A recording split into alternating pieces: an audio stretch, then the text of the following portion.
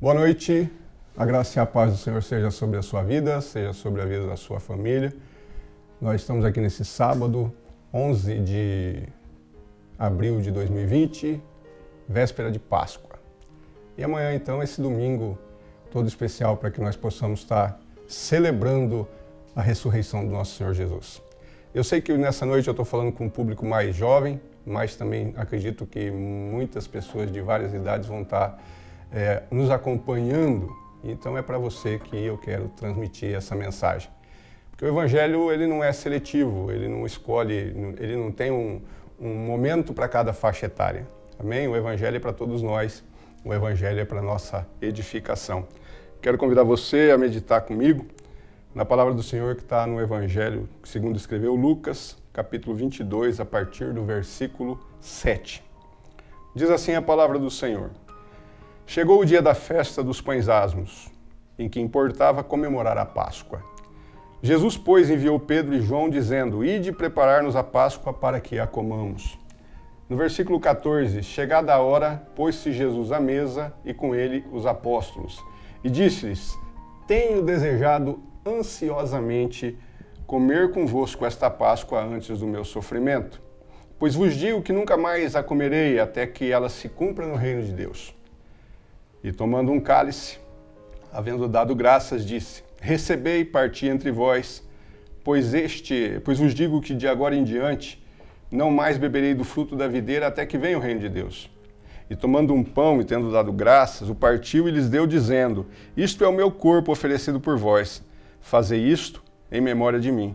Semelhantemente, depois de cear, tomou o cálice, dizendo, Este é o cálice da nova aliança, no meu sangue derramado em favor de vós. Amém? Esse momento é um momento único na história da humanidade. A Páscoa celebrada por Jesus aqui com seus apóstolos é um divisor de águas na história da redenção das nossas almas. A Páscoa judaica, já celebrada por Jesus durante muitos anos, primeiramente com a sua família e depois com seus discípulos, mas agora Jesus disse que ele desejou esta Páscoa. E nós precisamos entender porque Jesus desejou e mais, desejou ansiosamente comer esta Páscoa com os seus discípulos. Para que a gente entenda isso, nós precisamos entender primeiramente o que é a Páscoa judaica, porque essa Páscoa, esta celebração, ela está cumprindo a Páscoa judaica e dando início ao que nós podemos chamar da Páscoa cristã, que nós, na Igreja de Jesus Cristo, nós chamamos de Santa Ceia do Senhor. A Páscoa judaica, ela foi instituída por Deus como um memorial de libertação quando o povo de Deus estava lá no Egito. Êxodo capítulo 12, versículo 14, nós temos aquela instituição e Deus dizendo, Este dia vos será por memorial, e o celebrareis como solenidade ao Senhor nas vossas gerações, e celebrareis por estatuto perpétuo. Olha que interessante.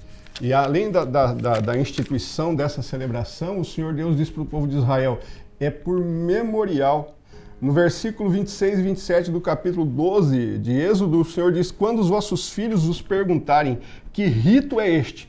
Responderei, é o sacrifício da Páscoa ao Senhor, que passou por cima das casas dos filhos de Israel no Egito, quando feriu os egípcios e livrou as nossas casas. Então o povo se inclinou e adorou. Essa é uma instituição lá no Egito ainda, antes do povo ser liberto. Mas antes da instituição da Páscoa no Egito, existe uma razão para que essa Páscoa fosse estabelecida. E aí nós precisamos retroceder até o momento da criação. Nós sabemos que Deus criou o homem à sua imagem e semelhança, conforme nos mostra o capítulo 1 do livro de Gênesis. E nós fomos criados para vivermos na presença de Deus e para que tivéssemos vida eterna. Mas nós caímos, nós pecamos, nós nos vendemos. Nós fomos tirados do jardim e adquirimos uma condição de pecaminosidade. Nós perdemos a nossa vida eterna, nós fomos condenados a nos tornarmos mortais. Muito bem, mas desde o princípio já havia por parte de Deus um plano para nos resgatar, um plano para nos trazer de volta à sua presença, um plano para nos trazer de volta ao jardim. Amém? E aí nós vamos acompanhando a história, nós vemos que Deus, num determinado momento, ele firma uma aliança com um homem chamado Noé, e através de Noé e da sua família, ele começa tudo de novo. Mas novamente a humanidade volta a pecar. E voltando a pecar a humanidade, Deus então estabelece um novo momento, e ele chama, 300 anos depois do dilúvio, ele chama um homem chamado Abrão. E ele faz uma aliança com esse Abrão e diz: Abrão, eu vou fazer uma aliança com você, e de você eu vou suscitar um povo para mim. Da sua descendência eu vou suscitar uma nação. E isso acontece quando Abrão, mesmo na sua idade avançada, ele gera um filho chamado Isaque. E de Isaque nós vamos ver que vai nascer Jacó. Jacó vai ter 12 filhos, e esses filhos então vão dar origem à nação de Israel. Nós sabemos que num determinado momento, 70 pessoas da família de Jacó, a família de Jacó naquele momento com 70 pessoas, vão para o Egito. E no Egito eles vão viver por 430 anos. E eles vão crescer, eles vão se multiplicar, eles vão progredir naquele lugar, e vai chegar um momento em que eles vão ser escravizados no Egito. Ok? Até o momento em que Deus entende que chega de escravidão para o povo de Israel. Então Deus chama Moisés. Ele levanta Moisés como libertador e estabelece que Moisés conduzirá o povo de Israel. Naquele momento, alguns milhões de pessoas. Ele vai conduzir o povo de Israel para uma nova terra, a terra prometida. Ok? E para que isso ficasse gravado na memória do povo de Israel, Deus estabeleceu que Moisés deveria celebrar a Páscoa. E essa Páscoa deveria se pegar um cordeiro de um ano, um cordeiro sem defeito, e esse cordeiro seria imolado, e o sangue desse cordeiro seria passado nos umbrais e na verga das portas. E em cada casa onde houvesse o sangue do cordeiro, aqueles israelitas comeriam a Páscoa, celebrariam a Páscoa, e o anjo, quando viesse sobre o Egito com juízo, nas casas que tivesse o sinal do sangue, ele não tocaria. E essa instituição, essa Páscoa instituída, ela foi se seguindo ano após ano, durante toda a história do povo de Israel, isso apontando para Jesus Cristo, até que essa Páscoa deveria ser cumprida na pessoa do Messias, do ungido de Deus, profetizado por Jeremias, profetizado por Isaías, profetizado por vários profetas do Antigo Testamento. Então, quando Jesus nasce, essa instituição ela está sendo cumprida ano após ano. As famílias judaicas, elas cumprem esse rito, ok?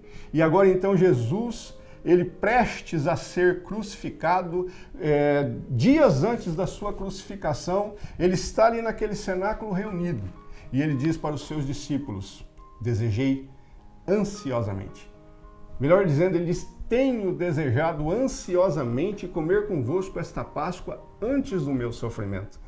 E é interessante, meus queridos, porque quando nós vemos Jesus dizendo tenho desejado ansiosamente, isso é um gerúndio, e podemos entender da seguinte forma: num determinado momento da eternidade, Jesus tomou essa decisão. E a partir do momento que ele tomou essa decisão, que ele estabeleceu esse plano de redenção, no qual ele mesmo seria o próprio Cordeiro Pascal, ele diz para os seus discípulos: eu tenho desejado, como nós podemos entender, Jesus nunca deixou que esse plano caísse no esquecimento. Tenho desejado. E aí ele coloca um sentimento humano para que eu e você possamos entender. Ele diz ansiosamente: eu tenho desejado ansiosamente comer convosco esta Páscoa antes do meu sofrimento. E ele diz ainda no versículo 16: pois vos digo que nunca mais a comerei, até que se cumpra no reino de Deus. E aí nós podemos imaginar o seguinte: Jesus, o Cordeiro de Deus, tenho desejado desde sempre. Eu mesmo planejei isso, não é? Jesus mesmo planejou isso. E aí nós temos que entender a grandiosidade, a magnitude desse gesto de Jesus. João 1, de 1 a 3, vai dizer o seguinte para nós: No princípio era o Verbo, e o Verbo estava com Deus, e o Verbo era Deus. Ele estava no princípio com Deus, e todas as coisas foram feitas por intermédio dele, e sem ele nada do que foi feito se fez. E também em Apocalipse vai dizer que Jesus é o Cordeiro que foi morto desde a fundação do mundo. Então preste atenção nisso. Jesus estava com Deus, Jesus era Deus, todas as coisas foram feitas por ele, inclusive o plano de redenção. E no plano de redenção feito por ele próprio já existia a prescrição do sacrifício do Cordeiro que foi morto desde a fundação do mundo. Quando foi estabelecida a Páscoa judaica, um cordeiro sendo morto ano após ano, um cordeiro animal sendo morto ano após ano, para que fosse conduzindo o povo, e isso fosse sendo feito em memória da libertação do povo, até chegar no Cristo de Deus, no ungido de Deus.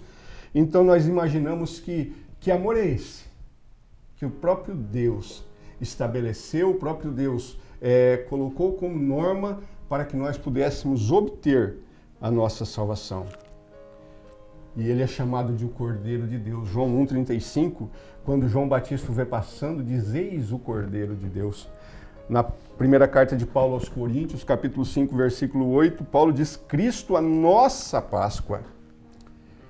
E ele mesmo vai dizer isso a respeito dele, lá em João 10, 17 a 18, e ele diz assim: por isso o Pai me ama, porque eu dou a minha vida. Olha que interessante isso, eu dou a minha vida para reassumir. E aqui tem uma afirmação de Jesus que é extremamente importante para que nós entendamos. Ele diz: ninguém atira de mim. Se Jesus foi para aquela cruz, é porque ele próprio assim determinou. Ninguém atira de mim, pelo contrário, eu espontaneamente a dou. Tenho autoridade para entregar e também para reavê-la. Este mandato eu recebi do meu Pai. E por que isso? Em João 6,35 ele diz: eu sou o pão da vida. Você está entendendo? Em João 6,55 ele diz: a minha carne verdadeiramente é comida e o meu sangue verdadeiramente é bebida.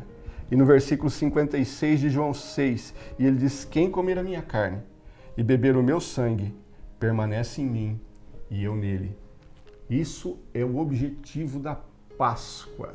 Esse é o objetivo da Páscoa desde que ela foi estabelecida lá no deserto, lá no Egito, para que nós pudéssemos entender o processo, para que nós pudéssemos acompanhar através das profecias a chegada do Cristo de Deus, a chegada do pão vivo que desceu do céu, para que através do seu sacrifício nós pudéssemos receber tão grande salvação.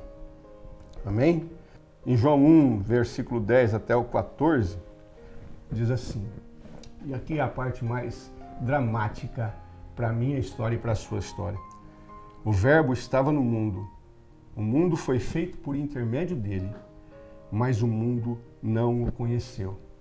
Ele veio para o que era seu, e os seus não o receberam.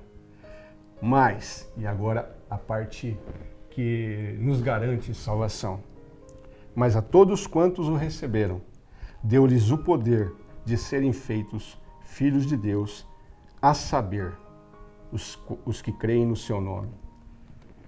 Essa notícia ela é maravilhosa, mas ao mesmo tempo ela é terrível, porque nós temos a ideia, e nós estamos acostumados a ouvir a seguinte frase: todos nós somos filhos de Deus. Tem uma notícia muito triste para você que pensa assim. A Bíblia não diz assim. A Bíblia diz que para que eu tenha o poder, mais do que ter o direito, para que eu tenha o poder de ser feito filho de Deus, eu preciso crer no nome daquele que foi morto. Eu preciso crer, eu preciso o receber. Veja bem, eu repito para você, a todos quantos o receberam, deu-lhes o poder de serem feitos filhos de Deus, a saber, os que creem no seu nome.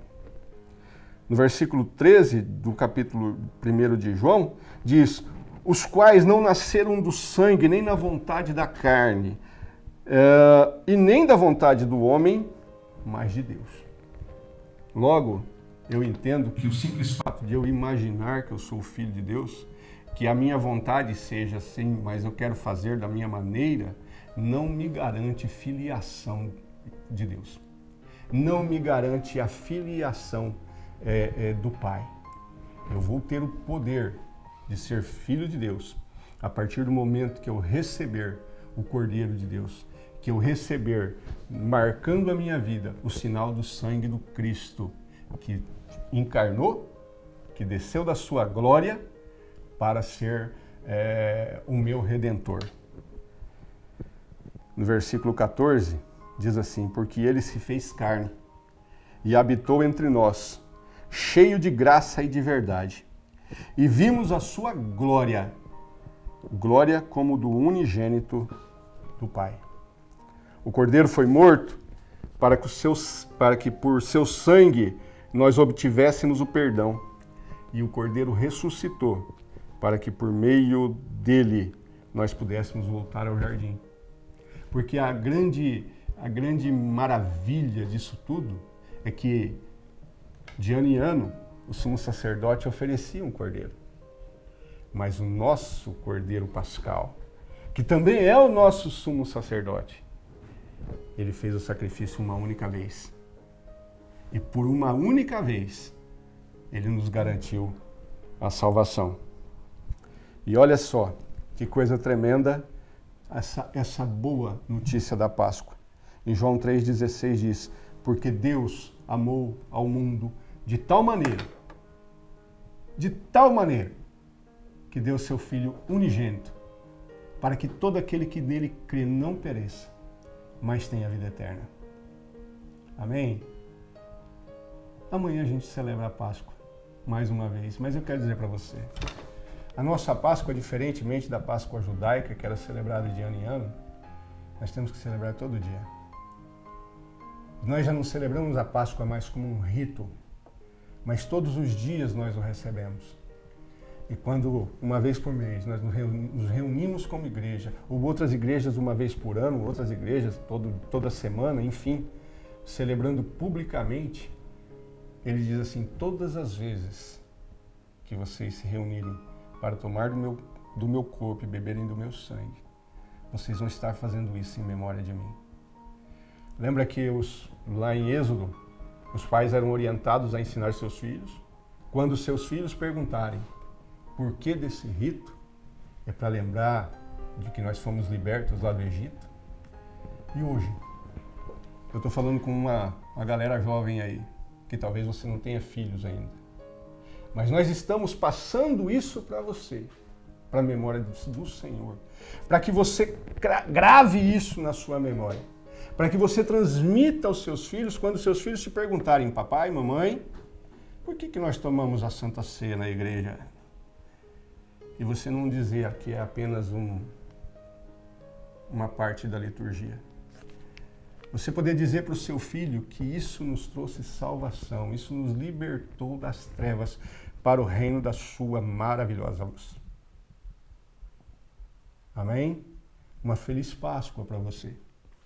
Em Cristo Jesus, uma feliz Páscoa para você. E eu quero orar nesse momento, agradecendo a Deus por essa graça que nós não merecemos, por essa salvação que nós não fizemos absolutamente nada para merecer. Amém? Vamos orar? Senhor, nosso Deus e Pai, nós te damos graças, Senhor. Nós te damos graças porque o Senhor olhou do céu para nós e viu a nossa miséria, nos viu perdidos, nos viu condenados, mas aprove ao Senhor enviar o seu Filho para cumprir na carne do nosso Senhor Jesus, no derramamento do sangue do nosso Senhor Jesus, a sua justiça. E através desse sacrifício, nós podemos ter tão grande salvação que o Senhor nos trouxe, que o Senhor nos deu pela sua graça e pelo seu amor.